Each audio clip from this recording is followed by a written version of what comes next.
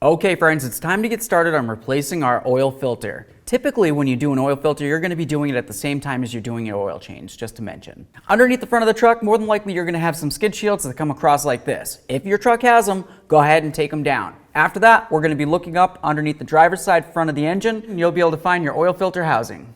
To take down the oil filter, first I want to start by draining it. I'm going to do that by removing the center plug right here.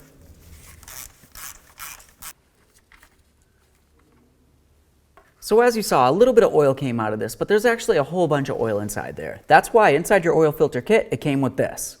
Essentially what we're going to do is we're going to take the pronged area and slide it right up inside there. Once we do, it's going to release the valve and dispense the rest of the oil that's inside the housing. Okay, once it stops coming out, just go ahead and take this. We'll dispose of that. The next thing we need to do is remove the outer portion of this cover. So now to remove this, you can either use an oil filter wrench, which isn't recommended, or you can use the specific tool that fits directly onto it. You can see it has all the notching for it, and it's going to fit right on there. Slide this up. You can see that it's lined up. Now we can start breaking this free. There we are. And then remove our oil filter. Okay, so now when we take this down, we just want to be very careful because it's common for there still to be a little bit of oil inside, and then that exposes our oil filter. Now we're just going to carefully grab onto that oil filter, give it a little shake, and remove it. There it is, friends. Now for the oil filter housing, we want to make sure that we clean this down and get off all the existing oil or debris that's anywhere around it. And of course, let's clean this plug as well. Now over at the bench, we need to continue on to removing our seal on here. Just go ahead and take it right off of there. With the gasket off of there, let's make sure that we clean this area as well. Just go right around the whole thing. Take your new gasket, we're going to slide it right down and over.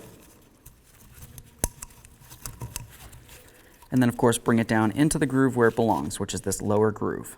Now let's look at the lower aspect of this. There's a gasket hidden right there as well. Go ahead and remove that, and of course clean down the area as well.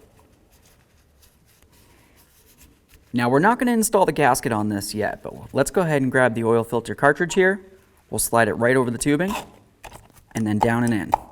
Make sure it's all the way down. Let's go ahead and prime this now. I'm just going to take some oil, come right inside this center tube here. Obviously, I don't want to try to fill this up to the top because all we want to do is just get enough so it comes up approximately to here inside of this. Take a little bit of that clean oil and just go ahead and coat the gasket area along here. Take a look up in here, make sure it looks okay. Go ahead and wipe it down. Take your oil filter, slide it up in.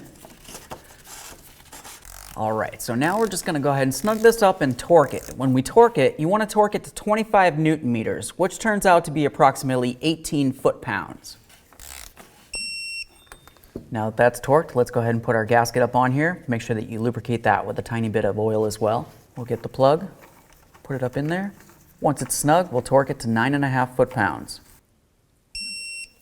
Now let's clean the area.